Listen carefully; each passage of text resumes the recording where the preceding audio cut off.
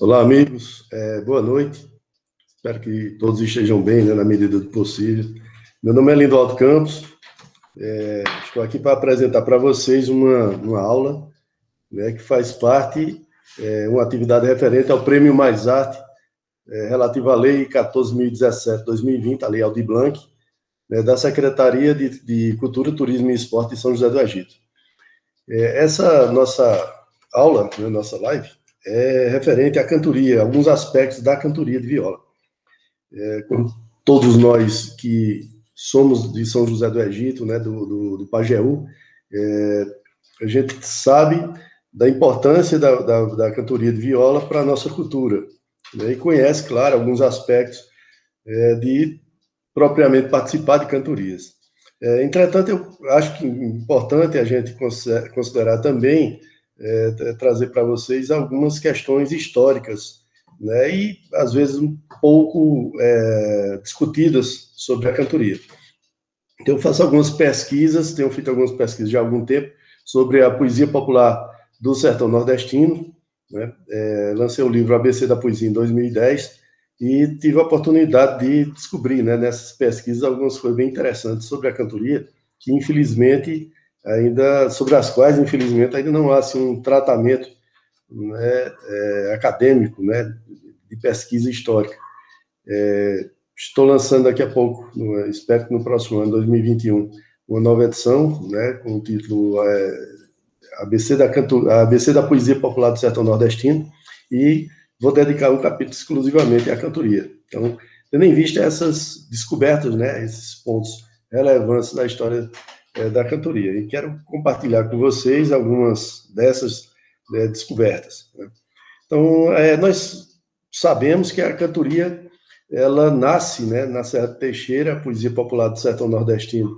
Ela origina-se na Serra de Teixeira através de um encontro, um grande encontro, né, duas grandes culturas, que é a cultura ibérica, né, que vem com os descendentes de portugueses, né, da Península Ibérica, que por sua vez tem origens árabes, né, segundo eu considero, e a cultura indígena, né? Os indígenas, todos eles tinham grandes cantores que eram muito celebrados, muito respeitados, inclusive salvavam a própria vida dos familiares quando eram presos, né, pelos contrários, pelos inimigos, se cantassem bem.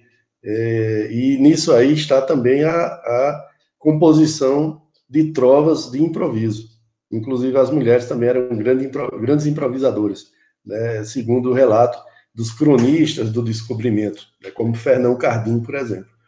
Então, a região de Teixeira, ela se tornou um foco, né, desse grande encontro, né, entre os colonizadores e os indígenas, do qual resultou uma grande intensidade poética, né, a que a região do Pajéu deve, né, por ser ali contígua, é a região junta ali, né, da região de Teixeira.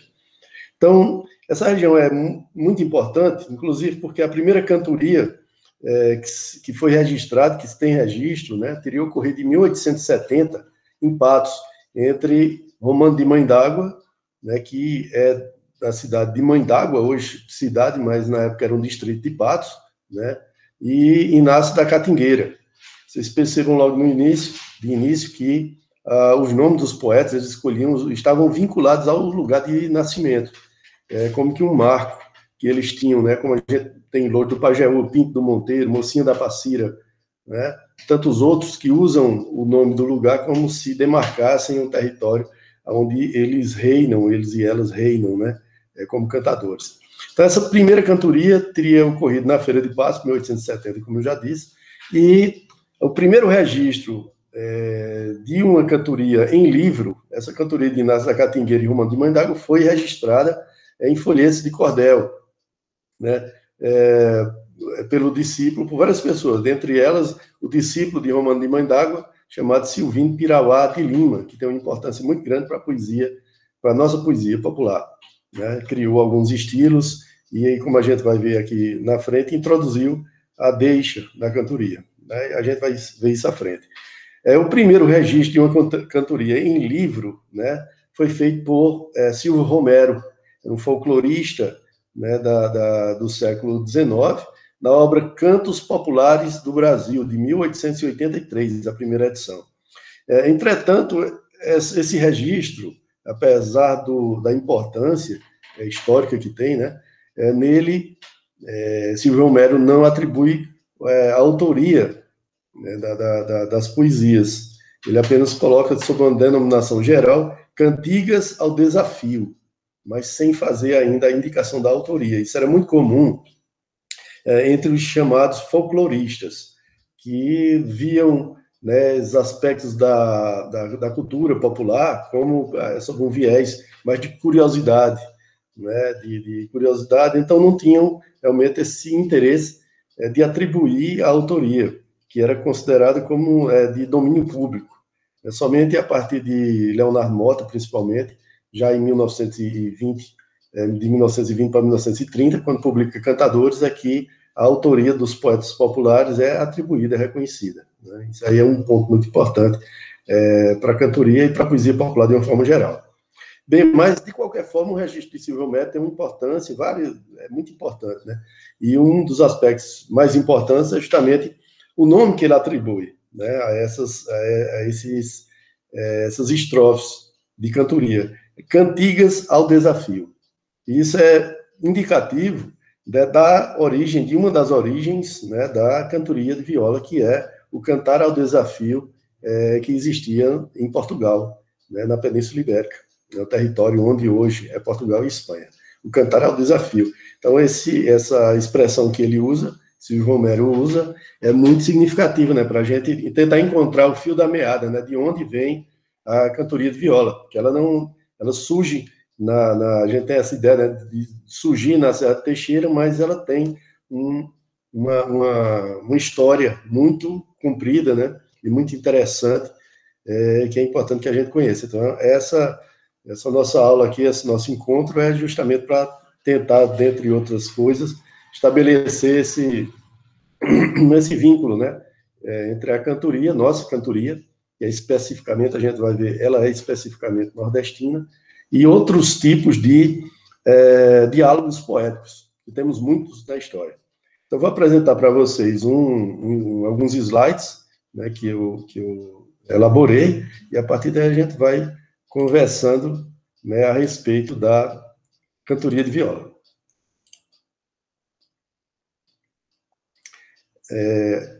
A gente começa aqui, né?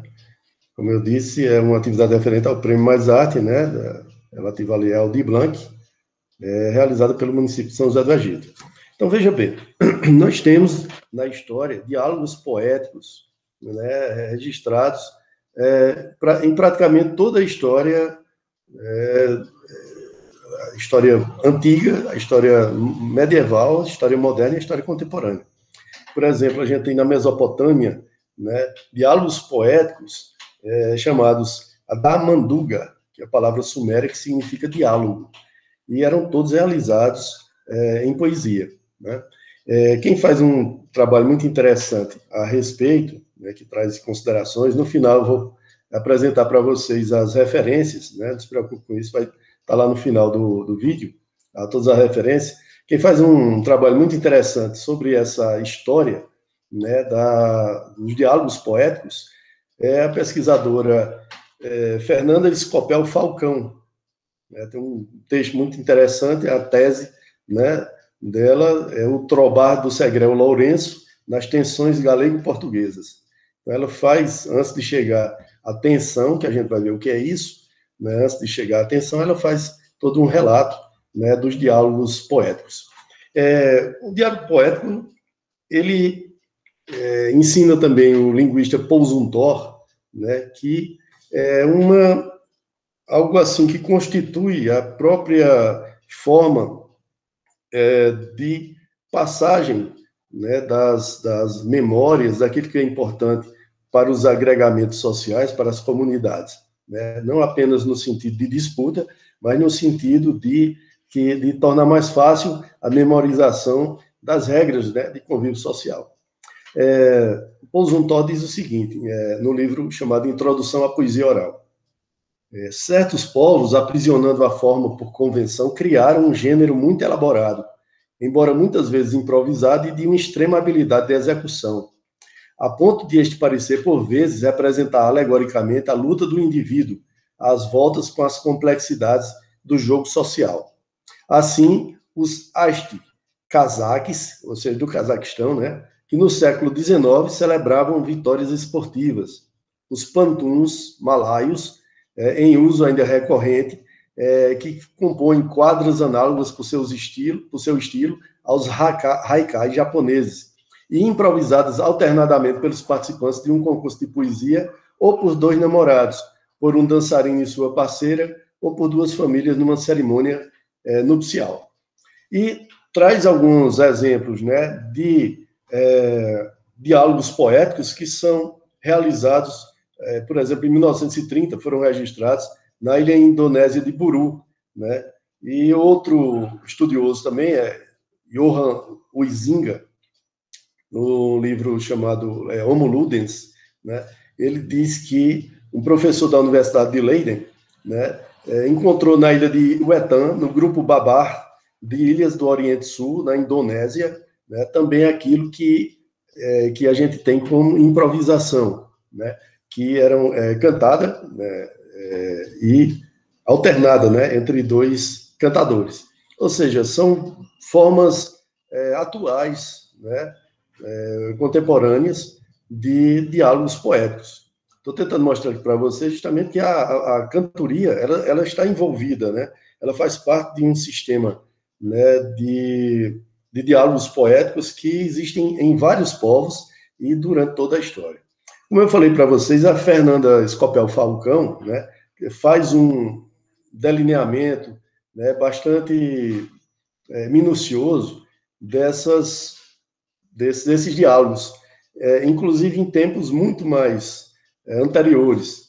Ela diz, por exemplo, com base num pesquisador chamado Pierre Beck, né, que na Mesopotâmia, em 2000 anos antes de Cristo, sumérios e acádios já produziam textos sapienciais dialogados. É justamente de onde provém a chamada Adamanduga, né, que, como falei, significa diálogo, né? Vou voltar aqui para a gente ver. A Mesopotâmia, Damanduga, palavra suméria, né, que significa diálogo. Quem for pesquisar Damanduga, vai ficar curioso se for pesquisar Damanduga na internet, agora, vai encontrar referências a um jogo, né? Um jogo, uma luta, né, justamente tem esse sentido, né, de luta, mas é um personagem de um jogo. Mas continue a pesquisa, vocês vão encontrar a Damanduga referente à poesia dialogada na Mesopotâmia, 2000 anos antes de Cristo. Em outro momento, ela vai adiante, em outro momento, mostra que também na Grécia Antiga, né, os gregos têm a ideia de agon, que dá o nome agonia, né, mas para os gregos não tem esse sentido, tem um sentido de disputa. E encontra, né, a professora Fernanda encontra nos diálogos platônicos essa disputa poética. Entender que poesia, nesse contexto da Grécia Antiga, que significa criação, né? Criação que, mesmo em prosa, também é considerada também poesia, né? E o canto amebeu, que é o canto alternado. Esse aí, já propriamente dialogado, né? Entre um poeta e outro, chamado canto amebeu, que Câmara Cascudo, por exemplo, entende que é a origem do nosso desafio. E a gente vai ver a diferença lá na frente, o desafio para a cantoria, qual a diferença entre eles, certo? Também os latinos, segundo Fernanda Scopel, né, com Teócrito e Vigílio, com as bucólicas, também apresentam exemplos de diálogos poéticos, né? Adiante, nós temos os sírios, né, que também, segundo a professora, em cuja cultura também se encontram esses diálogos poéticos, e a literatura árabe pré-islâmica, através da Munazara, que é também um tipo de disputa, né, poética alternada, né? Então a gente sempre percebe essa ideia, né, de alguém se declarando melhor, se colocando numa posição de mais sábio, né, de que canta melhor, né, e tentando diminuir o outro, é sempre nesse sentido de desafio mesmo, para ganhar. Finalmente, nós temos, segundo a professora, né, na Península Ibérica, então, como eu falei, onde hoje correspondem aos territórios, né, de Portugal e da Espanha, sobretudo, né, não só, mas sobretudo, nós temos a tensão. A tensão, segundo o pesquisador Luiz Soler, que é foi um musicista muito importante, participou com Ariano Suassuna, né, do movimento armorial, ele era violinista. O Luiz Soler tinha origem catalã, né, espanhola, e veio para o Brasil, e quando viu aqui a cantoria de viola, assim, ficou impressionado, porque ele via isso na Espanha, né, sobretudo na região da Andaluzia.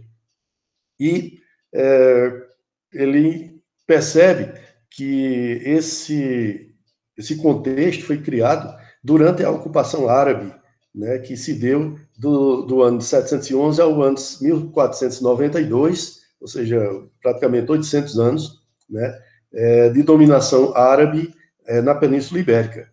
Né, os árabes, os muçulmanos melhor dizendo, né, do norte da África, de Marrocos, sobretudo, atravessaram o estreito e dominaram a Península Ibérica durante todo esse tempo. Então, segundo Luiz Soler, né, esse período de dominação teria a cultura árabe, né, teria se entranhado na cultura da Península Ibérica e feito com que alguns aspectos dessa cultura tivessem vindo ao Nordeste. Um desses aspectos, né, justamente a cantoria de viola. Né? Então, ele relaciona vários elementos, né, como o violão, que viria de vihuela, né, que, por sua vez, viria de al-laúd, né, do alaúde árabe, outros elementos como a rima também, e vários outros elementos que ele encontra na literatura árabe, né, na poesia árabe, e que, a partir daí, entende que essa poesia que veio para o Brasil tem essa origem árabe. Né? Segundo Luiz Soler, ele diz que esse diálogo poético, né, ocorreu justamente através da tensão, como eu falei antes, que também é conhecido por tenson ou tensó, né, como está aí no texto, ou tenso, é grafado dessas formas, mas a mais comum é a tensão. Então, como diz o texto aí, a tenso provençal pode ser definida como uma composição dialogada, versificada e metrificada, acompanhada de melodia na maioria dos casos, na qual dois ou mais interlocutores disputam sobre um assunto qualquer, defendendo seus pontos de vista contrários. A composição da tenso é feita por coblas doblas, estrofes com série de rimas que se repetem a cada duas estrofes. Então, coblas, né, que estrofes, e que se vai dobrando as rimas. Isto é, cada interlocutor defende seu ponto de vista em estrofes alternadas e do mesmo tamanho. Os interlocutores devem compor o mesmo número de estrofes cada um. Então, vejam bem, não havia improviso, a tensão, né, de início, a tensão ela é composta de bancada, como a gente sabe, né, como a gente conhece, né? Então, cada um compunha o mesmo número de estrofes e aí ia ser feita a disputa a partir do canto, né? A poesia, nesse momento, ela é muito vinculada, muito mais do que hoje, vinculada à música. Né? Então, é por isso que eram chamados de cancioneiros, né? Os livros que guardavam essas composições que eram feitas para serem cantadas. Né? O interlocutor que inicia a disputa tem a vantagem de impor as rimas, o esquema métrico e a melodia. Né? E assim, o segundo interlocutor deve sempre responder com as mesmas rimas empregadas anteriormente pelo seu adversário. Né? Pierre Beck, que é um dos estudiosos que a Fernanda Scopel traz, né, enfatiza que a tenso pode ocorrer também nesse movimento, costuma ocorrer diante de um público, né, que pode fazer a função de juiz. Por aí a gente já vê, né, as semelhanças que a gente tem com a cantoria e, posteriormente, com os festivais e os congressos de violeiros, que a gente também vai falar à frente. Né? O que acontece? Essa tensão, né, a tensão como forma poética, de diálogo poético, ela dá origem, pela importância que tem, ela se propaga por toda a Europa, né, através dos jograis, a gente vai ver o que é isso também, né, uma espécie de poeta, né, e na Itália, por exemplo, ela assume o nome de tenzone e contrasto, sempre com essa ideia, né, de uma contraposição, de um diálogo entre dois poetas cantadores. Na Espanha, né, recebe essa denominação de perguntas e respostas, né, perguntas e respostas. E em Portugal, cantar ao desafio, que aí a gente pega lá o Silvio Romero, né, que trouxe o nome ela se referiu às cantorias, né, às poesias feitas em diálogo, né, como cantigas ao desafio. Então, como eu falei, é importante o Silvio Romero também nesse sentido de indicar qual seria a origem, né, da nossa cantoria. Então, nós temos, então, a tensão como realmente o ponto de inflexão onde acontece esse desafio cantado, né? E a partir de certo momento improvisado também. Então, a professora Fernanda Scopel diz o seguinte: segundo Pierre Beck, né, falando sobre a tensão, o sentido fundamental do termo tensão, com C cedilha, e do gênero que passou a designar repousa sempre, em maior ou menor grau, numa dinâmica de oposição, de rivalidade e de antagonismo, mais ou menos violento. Como se vê desde a origem do nome, as tensões são também marcadas por traços de oposição e constituem o que Segismundo Spina, que é um estudioso da poesia ibérica, denominou de poesia competitiva medieval, que tem por tema um debate, um desafio, uma pergunta e resposta, uma altercação, uma controvérsia, né, à volta de um problema proposto. A tensão trovadoresca nasceu no âmbito da literatura cortês, né, e foi, em suas variantes sensíveis, cultivada por trovadores e jograis, a gente vai ver a diferença, né, desses poetas, que frequentavam as cortes reais e senhoriais europeias. A primeira tensão data de 1135, século XII, né? Estamos em plena Idade Média, quando os trovadores provençais, Provença hoje corresponde à região sudeste da França. A gente ouve falar dos trovadores, né, os provençais. Então, os provençais são esses trovadores, né, que compunham poesias, trovas, né? Trovar significa inventar, criar, né? Tem esse sentido de criar. Então, eram aqueles poetas improvisadores, ou seja, que criavam, que trovavam, né, no sudoeste, onde hoje, né, se situa o sudoeste da França. Então, em 1135, nós temos, então, uma tensão, né, composta, essa é a primeiro registro de uma tensão, 1135. Quanto à forma, as tensões que são coligidas nos cancioneiros, eu falei para vocês aqui, os cancioneiros são livros, a gente tem 4 cancioneiros, são livros, né, coleções de cantigas antigas, né, da Idade Média, canções líricas em galego-português, que era o idioma falado naquela época, né, durante o período da Idade Média, antes da formação dos estados nacionais, o estado da Espanha, o país, né, como país, o idioma falado era galego-português. Então, esses cancioneiros, eles trazem, são coleções, né, coletâneas de cantigas, ou seja, composições poéticas feitas, como eu falei, para serem cantadas. Então, a gente tem 4 cancioneiros: cancioneiro da Ajuda, o cancioneiro da Vaticana, o cancioneiro da Biblioteca Nacional de Lisboa, né, e o cancioneiro Colote Brancuti, que também é conhecido, esse da Biblioteca Nacional de Lisboa também é conhecido como o Colote Brancuti. E nesses cancioneiros, nós temos, então, algumas tensões, né, registradas, predominando os textos com 4 cobras, que são estrofes, de 7 versos decassílabos. Ou seja, nós já temos aí a setilha, né, e os versos decassílabos, né? Então, tudo isso foi trazido aqui para o Brasil.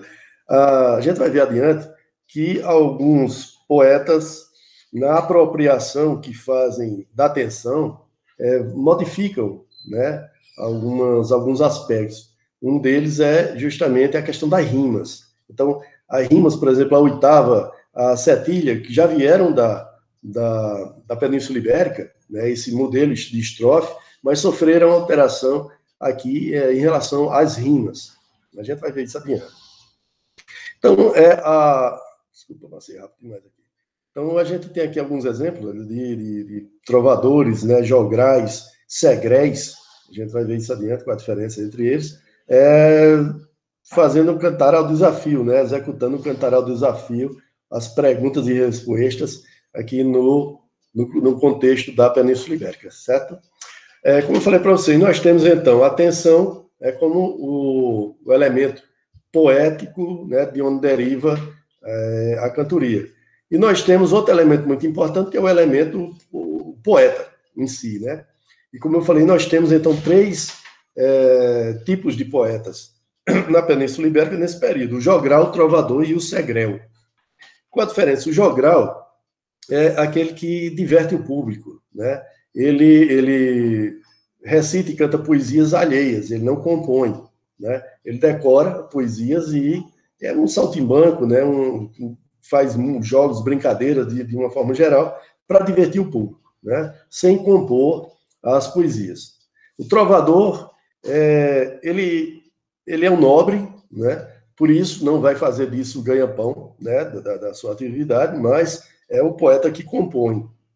Ele tem e dá ao jogral a tarefa que é considerada secundária de recitar e cantar as suas poesias. Esse é o trovador, né? Então, é nobre, né? É um fidalgo.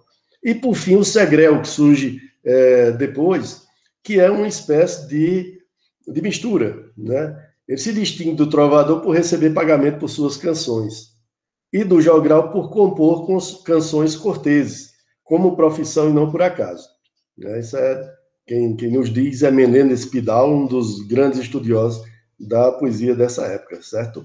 Então, o segrel, ele, então, é um compositor e também transmissor, né? Cantador.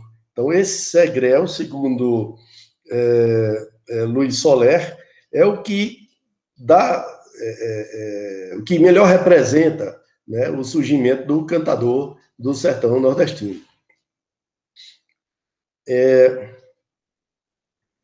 Nas palavras de Luiz Soler, o livro Origens Árabes no Folclore do Sertão Nordestino. É precisamente através do segrel que é possível estabelecer uma linha ancestral especialmente direta entre os jograis ibéricos e os violeiros rabequeiros do sertão nordestino. E foi assim, então, através da tensão e do segrel, né, que no processo de colonização empreendido pela Espanha e Portugal, a tensão, né, esse diálogo poético chega à América Latina, não chega apenas ao Brasil, a toda a América Latina, né, e foi apropriada como a paiada ou pairrada da Argentina, do Uruguai, do sul do Brasil e do Chile, onde no Chile tem o nome de paia. Na Venezuela, na Colômbia e na Bolívia, nós temos o corrido, né? E no Nordeste do Brasil, a cantoria. Então, essa vinda, né? Essa apropriação, essa vinda da atenção, né, para o Nordeste do Brasil, ela é apropriada, é o que eu considero, né, a partir de alguns estudiosos, de Michel de Certeau, por exemplo, popularização. Popular é a apropriação. Popular não significa número, né, aquilo que é composto para muita gente, ou aquilo que, em alguns casos, se considera, né, que seja de menor qualidade, não. Popular é aquilo que é apropriado, né, pelas pessoas e transformado num elemento da sua cultura. Então, com a atenção ocorre isso. Com o soneto ocorre isso, né? Os poetas apropriam-se da forma do soneto para falar sobre o seu cotidiano, né? E aí, para mim, é o que eu considero de popular. Então, a atenção, né, chegando ao Nordeste do Brasil, ela foi apropriada. Sofreu modificações, como nós veremos, né? E inclusive pelo próprio nome. Segundo José Alsobrinho, José Alves Sobrinho, um excelente pesquisador, recomendo a todos o que puder ler de José Alves, leiam, que realmente é uma pessoa, além de cantador e poeta, né, foi também, infelizmente já nos deixou, mas foi um grande pesquisador, né, e sempre com muita firmeza, com elementos comprobatórios, né. Então ele disse que a cantoria surgiu entre nós em meados do século XIX, como eu disse, precisamente na região de Teixeira, na Paraíba. A própria palavra cantoria já é uma apropriação, ela teria sido criada, né, por Romano de Mãe d'Água, né, justamente no sentido de ampliar a ideia de desafio, né, de cantar ao desafio que vinha de Portugal. Ampliar para que também os poetas pudessem desenvolver temas líricos, né. Além disso, há outros elementos que indicam essa apropriação, né, da atenção do cantar ao desafio pelos poetas da região de Teixeira. Outros elementos dessa apropriação são a substituição da quadra pela cestilha. Isso é muito importante, né? No início, se cantava mais quadras, né? A gente tem a cantoria com quadras. A gente vai ver aqui, no período inicial da cantoria, a gente vai ver isso. A introdução da deixa, né?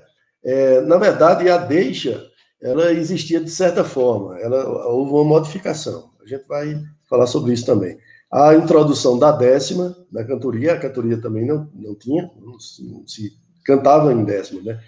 E a ampliação, como eu falei, do diálogo poético para temas líricos, ou seja, não preponderantemente de disputa, de forma que o desafio, aí está a diferença, o desafio torna-se apenas uma das partes da cantoria.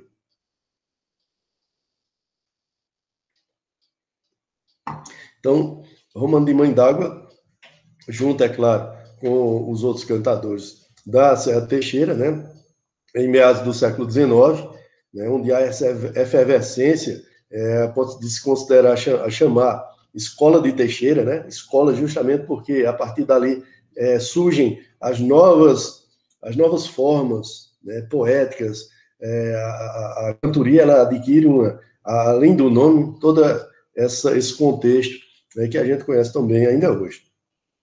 Então, nós temos, justamente a partir desse momento, né, meados do século XIX, ou seja, 1850, a gente tem o primeiro período da cantoria. E aí, outra coisa muito importante que a gente sente falta, né, é justamente essa periodização, né, da cantoria. Às vezes a gente fica... Eu então, observei alguns pontos que, claro, não são pontos estanques, né, ou seja, extremamente rígidos.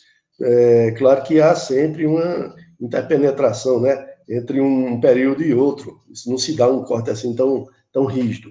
Mas é possível que a gente estabeleça algumas datas, né, através de determinados acontecimentos, como demarcatórios desses períodos da cantoria. Então, nós temos o primeiro...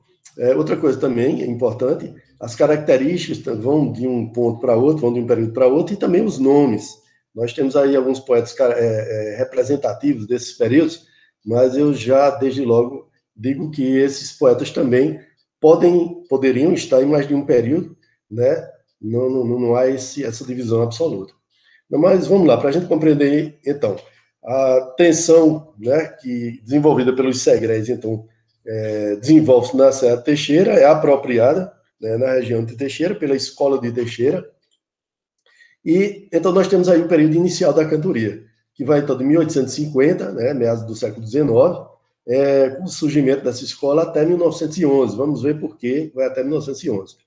As características: realização de cantorias pé de parede, né? E é pé de parede porque os poetas se colocam, né, rente, ou seja, ao pé da parede do local, né, nas casas, ou nos alpendres, ou nos bares, né, nas bodegas, para garantir ter uma espécie de palco, né, visualmente mais interessante, e também a questão da acústica também é muito importante, né, já que eram realizados no gogó, não tinha muita sofisticação, né?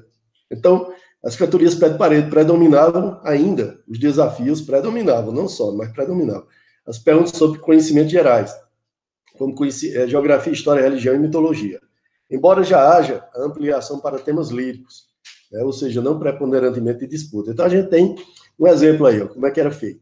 Meu velho Madapolão, ainda vou te perguntar, o que é que há no mundo que anda em terra e no mar? Tudo come e nada bebe, tem medo de se afogar. E aí o poeta responde, é um bicho muito quente, enquadra, né? É um bicho muito quente que Deus no mundo deixou. Tudo come e nada bebe. Caiu na água, se apagou. Fogo, né? Tá. Então, vejam que essas duas estrofes são muito significativas, porque mostram que ainda estava cantando ainda em quadra, né? E aí a cestilha começa, como eu falei, os períodos, as características não são, né, estanques. Então, há um processo, há um movimento no sentido da substituição aí da quadra pela cestilha.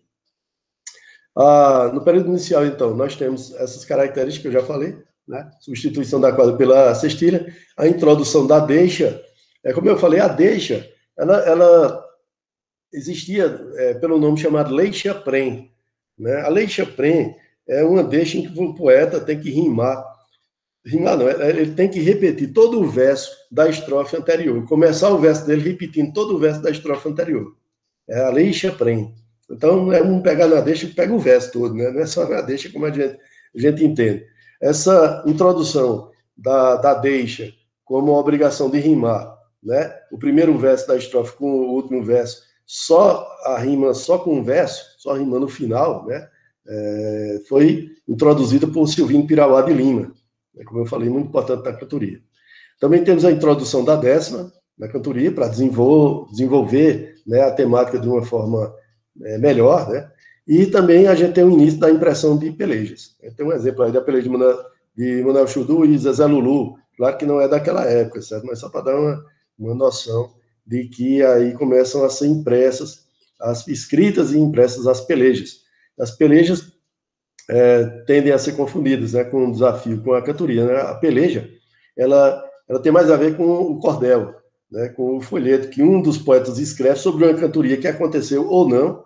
Muitas vezes a cantoria é fictícia, né? E um deles, apenas um, escreve, bota o nome do outro, essa cantoria então passa a ser conhecida como peleja. Certo? Então nós temos, como poetas representativos dessa época, né, a família Nunes da Costa, né, muito importante na Serra do Teixeira, Agostinho Nunes da Costa, que vem do Sabugi, da região do Sabugi, né, que é uma região aqui, pega a Paraíba e parte do Rio Grande do Norte, atualmente. Então a gente tem Santa Luzia do Sabugi, São João do Sabugi, São José do Sabugi, que são cidades muito importantes, né? Provavelmente Agostinho Nunes da Costa, né, vem de lá, a família vem de, provavelmente a família vem de lá, não sei de qual cidade especificamente, acredito que de Santa Luzia, que era a cidade mais desenvolvida. Agostinho Nunes da Costa, o pai dele então vai para Serra de Teixeira, ele tem os filhos, né, lá, Nicandro e Ugolino, né, que são dois grandes poetas representativos aí desse período inicial. Também temos Bernardo Nogueira, Francisco Romano, que é o Romano de Mandagu, o Romano de Teixeira, o Germano da Lagoa, Germano Alves Leitão, Inácio da Catingueira, a Rita Medeiros, parece aí uma mulher, né, na cantoria, não, até hoje não é muito comum, a cantoria é um território, né, predominantemente masculino, né, mas a Rita Medeiros, que é uma figura tanto quanto mitológica, que não tive notícia, né, de quando teria nascido, teria morrido em 1901. Silvino Pirauá de Lima, que é de Patos, e Francisca Barrosa, Chica Barrosa, também, que a gente não tem notícia do nascimento, da morte dela, que teria ocorrido em 1916. Também ficou muito famosa, Chica Barrosa.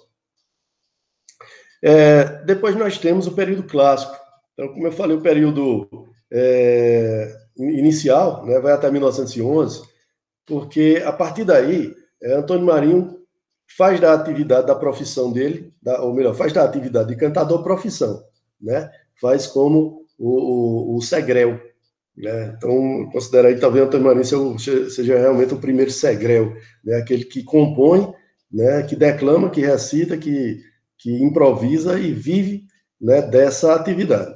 Então, 1911, justamente quando Antônio Marinho disse, tem a estrofe aqui, a trova, né? que até pouco tempo estava lá no busto de Antônio Marinho em São José. Em 911, tremulou meu estandarte, quando este peito de bronze deu início a essa arte. Né? Então, 1911, então a gente tem como um dos marcos históricos, né, desse período clássico, que é quando se consolida, surge e se consolida a escola de São José do Egito. Né? São José do Egito passa, então, naquela época, o território de São José do Egito é um território imenso, né, que confronta com Teixeira, confronta com Taperoá, né? Então, é um território muito, muito vasto que compõe aqui todos aqueles hoje que são municípios, né, que a gente conhece ali na região. Então, a Escola de São José do Egito, ela surge nesse período chamado período clássico. Intensificam-se as pesquisas de caráter folclorista, ou seja, aquelas pesquisas que têm mais interesse nas curiosidades, né? Tratam a cantoria ainda como curiosidade, como algo singular, né? Não tem o interesse de pesquisar realmente o cantador, né? A história do cantador, a história da cantoria, é só mais uma questão de folclore, né? O nome já diz. É bom que se diga que há uma tendência, né, uma escola, não sei se pode falar assim, uma escola folclorística na história que usa essa mesma denominação, mas que tem uma ideia diferente, né, que é justamente intensificar estudos antropológicos e de caráter realmente para enaltecer a figura do artista, né, popular. Né? Mas nesse momento a gente tem esses estudos de caráter folclorista, como os de Silvio Romero, que eu falei para vocês. A gente vai ter vários, né? A gente vai falar sobre isso aí também. Bem, então, como eu falei, nesse período clássico, então, os repentistas fazem da arte sua profissão. E a gente tem como representantes vários, né? José Galdino da Silva Dutra, José Duda de Zumbi, né? Francisco das Chagas Batista, Manuel Galdino Bandeira, Aderaldo, Cega Aderaldo, Antônio Marinho, Severino Lourenço, Pinto do Monteiro, com as datas de nascimento dele e de morte também aí à frente, certo? E vai, então, a gente chega a Agostinho Lopes da Costa, Domingos Martins da Fonseca, né, do Piauí, Lorival Batista Patriota e Otacílio Batista. Né? E vou dizer porque aqui depois, porque Dimas Batista, que é um dos irmãos Batista, não está aí representado. Tá certo? Então vamos lá. Adiante nós temos. Sim, desculpa, vou voltar aqui um pouco. O período clássico, né? Coloquei de 1911 a 1948. E aí, por que a gente vai delimitar esse ano de 1948 como início do período moderno, que é quando o Rogaciano Leite promove o Congresso de Cantadores do Recife. Sobre isso aí eu vou falar um pouco. Veja bem, Congresso de Cantadores do Recife, em 1948. Por quê? Rogaciano Leite já havia promovido um congresso de cantadores do Nordeste, com participação de cantadores de vários estados do Nordeste, em 1947, no Teatro José de Alencar, em Fortaleza. Então, esse de Recife não é o primeiro congresso de cantadores. Ele é o segundo congresso de cantadores. Ele é o primeiro no Recife, certo? No Teatro Santa Isabel. Então, que fique bem claro isso. Então, esse período moderno, a gente tem duas fases. Nós temos essa primeira fase, que vai de 48 a 74, que inicia com essa promoção do Congresso de Cantadores do Recife, que realmente foi um marco, né? Ariano Suassuna havia feito, em 1947, 46 ou 47, já havia feito no Teatro Santa Isabel uma cantoria coletiva. Né? Tinha promovido a cantoria coletiva com os irmãos Batista e o poeta Lira Flores, né? Mas não é o que ele mesmo denominava de cantoria coletiva, né? Em 1946, quando o Rogaciano já havia feito também, né? Já se apresentava inclusive no Teatro José de Alencar em Fortaleza desde 1945, Rogaciano, né? E provavelmente Ariano Suassuna foi passar férias em 1946, em julho de 1946, ele foi passar férias na casa de um parente no Ceará, conheceu o poeta Dimas Batista, né? Provavelmente soube que o Rogaciano Leite, em 1946, em abril, havia realizado, né, um festival no Teatro José de Alencar e certamente convidou Dimas Batista, certamente, e se entusiasmou com a ideia e realizou, né, como eu falei, alguns meses depois, né, essa cantoria coletiva, em 1946. Em 1947, o Rogaciano Leite promove o Congresso de Fortaleza, né, em 48 esse de Recife. A gente vai ver isso mais à frente um pouco, certo? Então, essa é a delimitação de 1948, quando a gente tem o Congresso de Cantadores do Recife. As características, a cantoria chega às grandes cidades nesse período, né?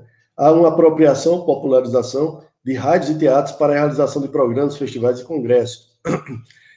A criação de associações de cantadores. E com isso, uma intensificação desse processo de legitimação da profissão do repentista. Os cantadores começam a cobrar, né, a profissionalização, que sejam reconhecidos como trabalhadores, né, com direito à assinatura de carteira e os direitos previdenciários daí decorrentes, né. A gente tem a formação de duplas fixas de cantadores, a apresentação de cantadores no exterior e o maior grau de escolaridade dos poetas, como os poetas começam a perceber a necessidade, né, de estudarem mais, já estudavam, né, e então realmente de escolaridade, né, instrução escolar. No primeiro período, a primeira fase desse período moderno, nós temos como poetas representativos, eu estou colocando poetas representativos, não no sentido de que, claro, só existam esses que são mais, mas são os representativos porque realmente estavam mais à frente, né, se apresentam mais, a gente tem mais notícia, né, mais referências a respeito desses poetas.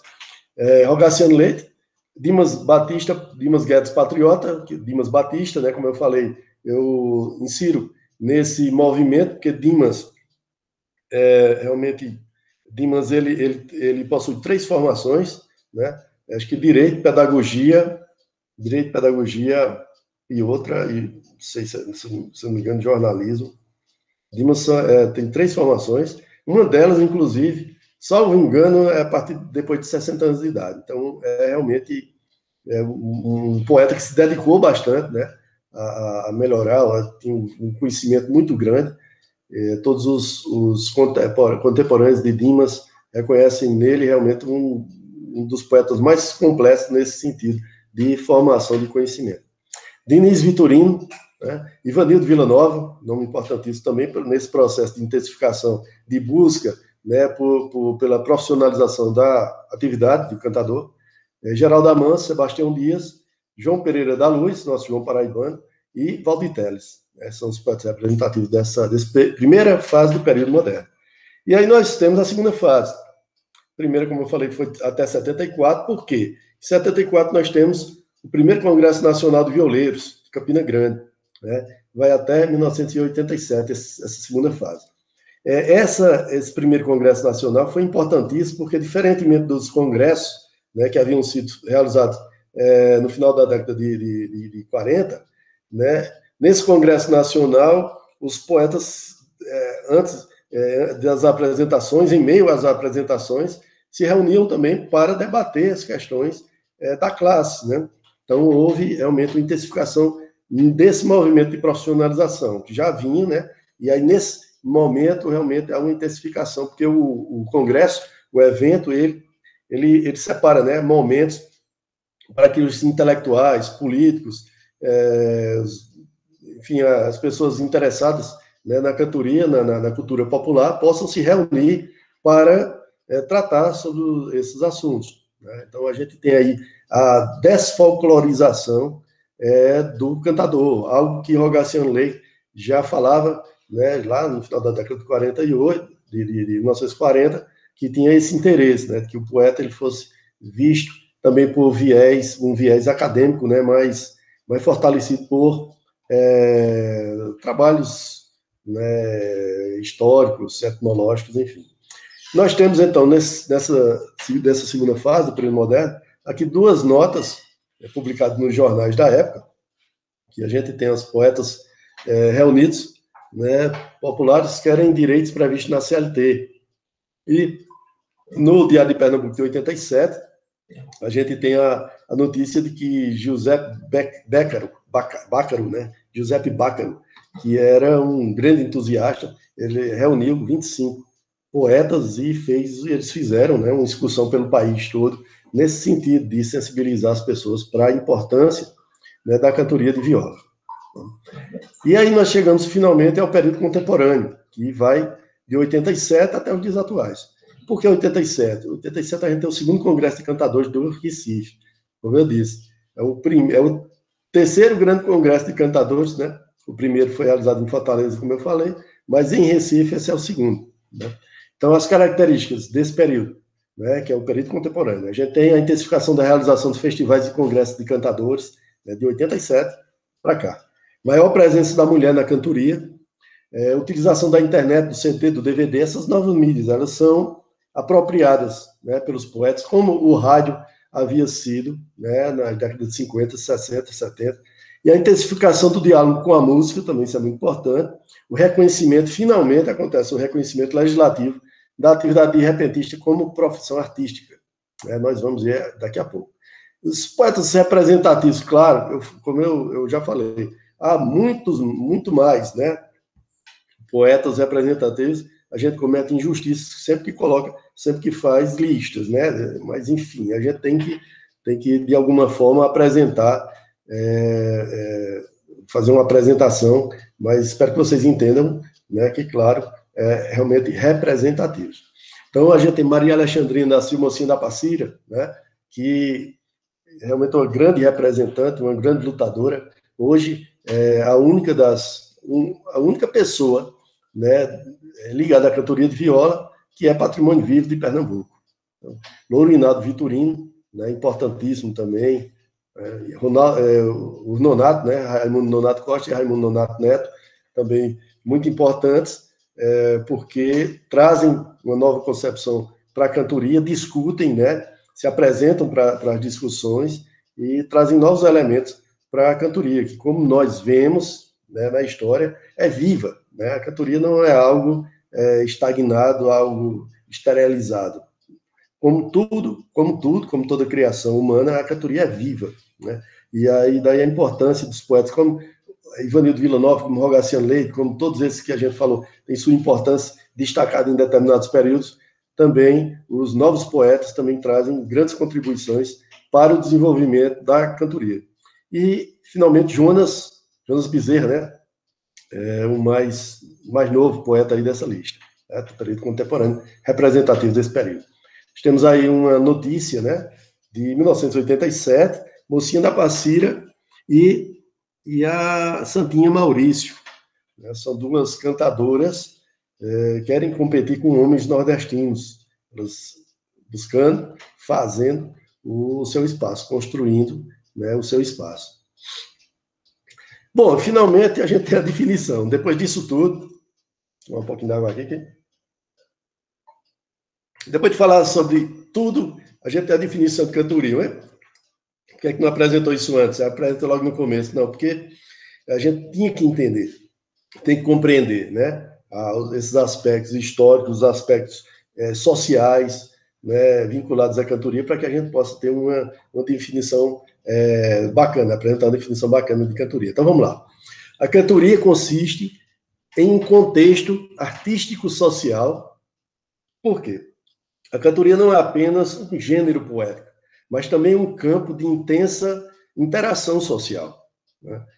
A cantoria é esse contexto, é um contexto sociocultural, em que, tocando violas, né, ou seja, os poetas, eles não são violeiros, né? Violeiros como meros instrumentistas, né? É preferível que se os chame de cantadores ou repentistas, né? As violas são apenas acompanhamento, né? Eles usam para, a partir da toada, da batida da viola, compor as suas poesias de improviso. E obedecendo a regras rígidas de versificação. Os cantadores, eles improvisam os versos, né? As poesias, as estrofes, mas não as regras. As regras na poesia popular são rígidas, né? Temos regras de métrica, de rima e de oração, que são consideradas nas apresentações dos cantadores. Duplas de poetas, então, também são sempre duplas, fixas ou variáveis, né? De improviso, simultaneamente, em parceria e em disputa. Não, desculpa, vou voltar um pouco aqui. Duplas de poetas atuam, essa palavra é importante, porque, na verdade, há uma performance, né, dos poetas repentistas, através da interação que eles fazem com o público, através das vestimentas, dos instrumentos, né, dos gestos, dos silêncios, das falas, das mungangas, né? De todo tipo de artifício, de expressões gestuais que fazem parte, né, da sua atuação. Então, é uma performance, né, que se faz. Como Paul Zumthor coloca em Introdução à Poesia Oral, que ele coloca essa ideia. No uso popular do Nordeste brasileiro, a mesma palavra cantoria designa a atividade poética, as regras e a performance, tudo ao mesmo tempo, né? Que é a situação complexa de interação, em que o poeta e o público, né, levam e trazem mensagens simultânea e reciprocamente num determinado espaço e tempo.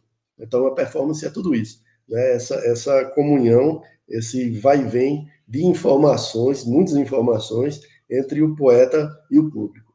Então, é o que eu chamo de atuação.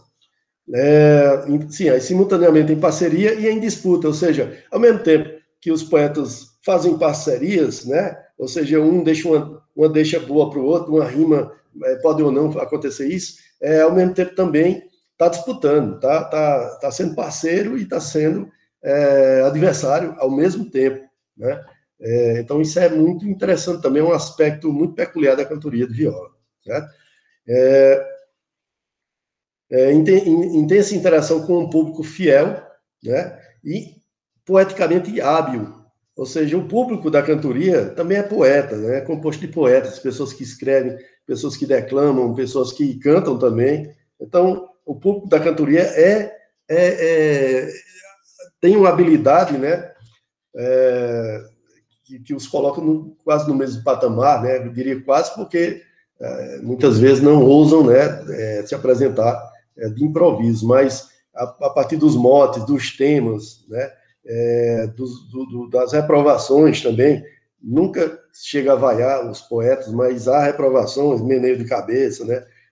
Então, isso mostra essa habilidade, né, que o público da cantoria tem, que compreende muito bem o que está acontecendo.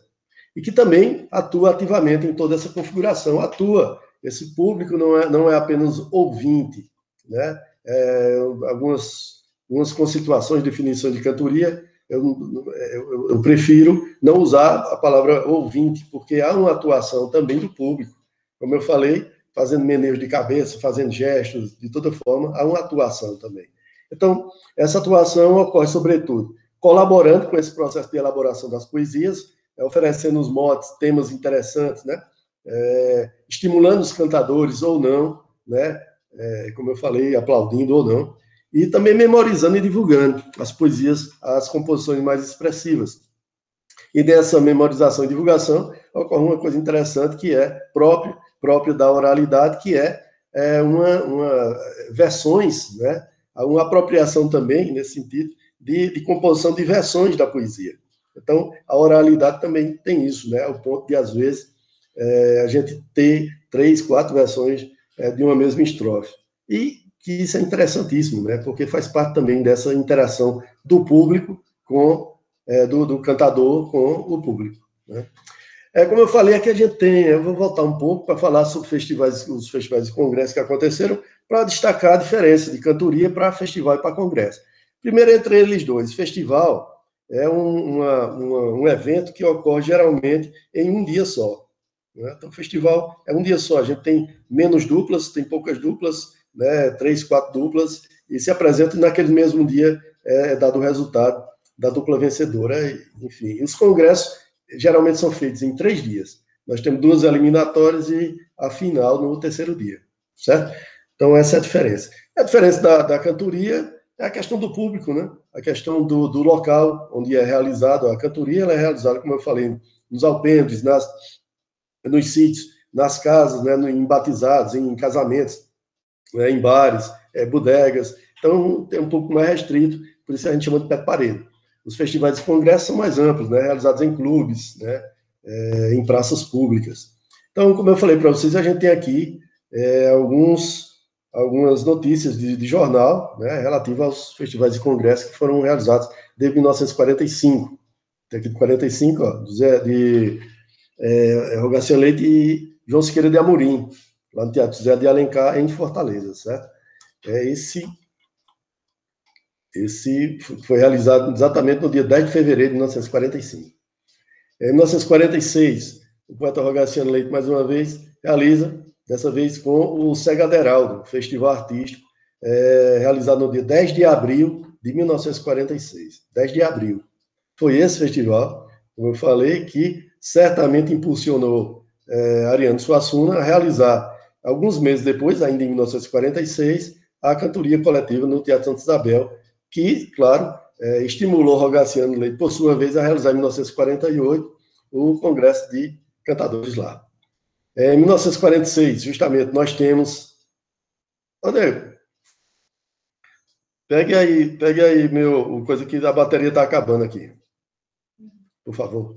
Em 1946, a gente tem a cantoria coletiva, como eu falei, né, Ariano Suassuna, né, o terceiro aqui da esquerda para a direita, né, entre os irmãos Otacílio e Dimas Batista.